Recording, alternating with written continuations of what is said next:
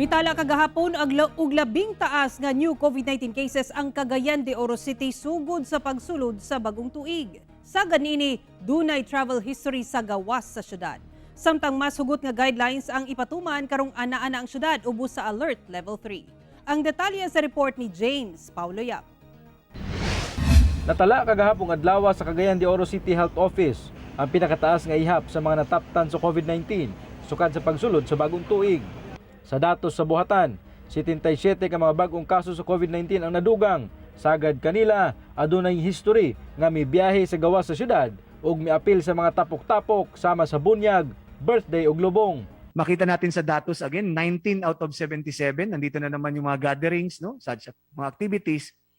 Kung hindi important, relevant, economic, or whatever, very important reasons, stay at home na muna tayo. No? Very significant to.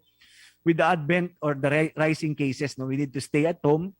43 ka mga local case, napulo ang apur ug adunay 18 ka mga kaso nga natala nga nagikan lamang sa usa ka banay. Busa gihingusgan karon sa syudad nga dalhon gyud sa mga isolation units ang mga makitaan og sintomas sa COVID-19 aron malikayan ang pagkuyanap sa maong sakit. Bikil gid kayo ang home quarantine. I know nga recognize naman sa DOH ang home quarantine, no, pero we're trying to, kung mahimo, if we can do better than that, let's do it. Let's do it, no. Munang naa ang atong CIU, ato nang gantusan mga igsoon. Please avail of that. Samtang tungod sa padayon nga pagsaka sa COVID-19 cases sa syudad, gipailawom na kini sa alert level 3 kung asa mas hugot nga guidelines ang ipatuman subay sa mando sa National IATF.